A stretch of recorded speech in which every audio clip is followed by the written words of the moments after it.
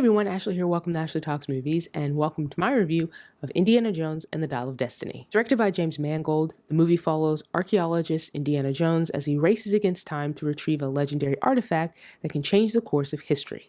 Before I get into the review, if you'd like to support the channel, hit that subscribe button. I'd really appreciate it. Also hit that notification bell so you don't miss any of the videos I'm posting. Time for the review.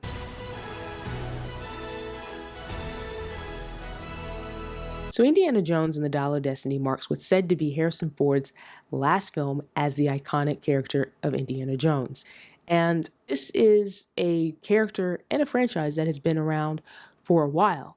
And it's extremely popular, it's very well known, and Harrison Ford has been this character since the beginning. So he is Indiana Jones. And in the Dial of Destiny, he's as great as ever with the famous fedora, the leather jacket, the whip, the charisma, the charm, the sarcasm. And in many ways, Dial of Destiny is a send-off, not just to Ford and his portrayal of the character, but also to this franchise. And it's a satisfying end. This movie feels like an Indiana Jones movie. And I say that because oftentimes you'll have movies that are sequels or prequels to things that don't really feel like they exist in the same universe. Like the only thing that really connects them is a title or characters that existed in a previous film.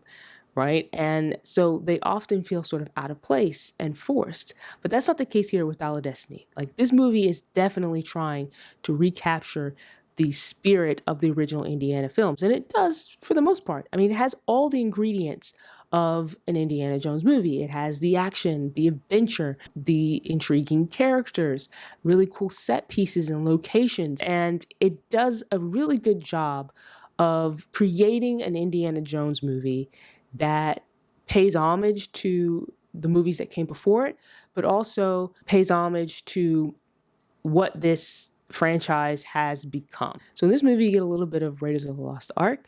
You also get a little bit of Temple of Doom, and there's a young kid character in this movie. It's sort of reminiscent of Short Round and Temple of Doom. You get a little bit of Last Crusade, and in that movie there was a very interesting relationship dynamic between Indy and his father, played by Sean Connery. And in this movie, that relationship is kind of mirrored in a way with Indy and a new character that's introduced named Helena. I honestly felt like the second half of this movie was stronger than the first half of this movie, only because in the second half is like when things really start to pick up. That's where you are in the middle of all the action. You're in the middle of Indy and his gang going to all these different places and solving puzzles and trying to avoid danger and trying to survive and all these things that are happening.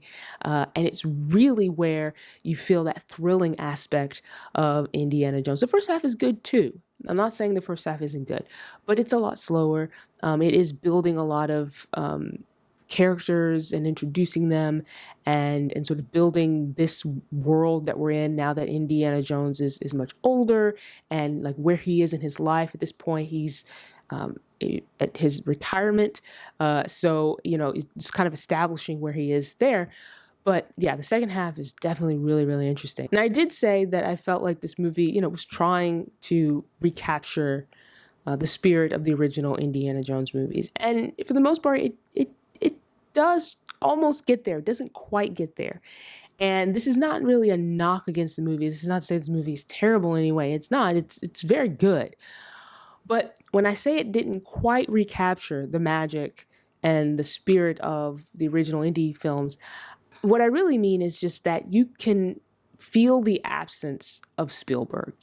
Steven Spielberg is such a great director, and he directed the Indiana Jones movies. And this is not a knock against James Mangold, because I think James Mangold is a great director. I think he did a wonderful job with this movie. I've liked his other movies like Logan and Ford versus Ferrari, but it just, you feel the absence of Steven Spielberg. And so that's why I think it just didn't quite get there, but it comes really, really close. One more thing I want to mention before I wrap up this review. So in the movie, they use de-aging technology on Harrison Ford. And you know what?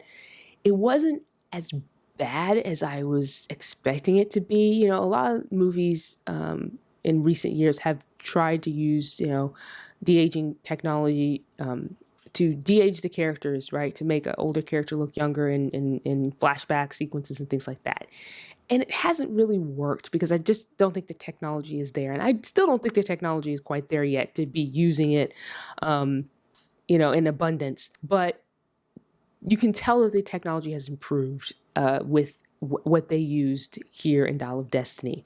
And the only time it was really a problem or noticeable that they were using de-aging technology is when Harrison Ford would talk in those scenes. And the moment the character is moving his mouth, you can tell it was computer generated, the face and things like that. But if he was just still, it was like, oh my gosh, he looks really young. Like, this works. Overall, I think Indiana Jones and the Dial of Destiny is a very good film. I think it's a very good Indiana Jones film, and it does a great job of utilizing all those elements that you come to expect in an Indiana Jones movie.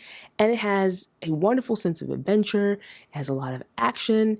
It has really cool set pieces, really interesting characters, and it has a bit of humor. And I thought it was a really solid effort, and I thought it was a really good fitting ending to this character and to this franchise. So that's my review of Indiana Jones and the Dial of Destiny. If you've had a chance to watch the movie and you want to share your thoughts, you could do so in the comment section below. While you're here, like this video, just hit that thumbs up button, and don't forget to subscribe to see more videos like this.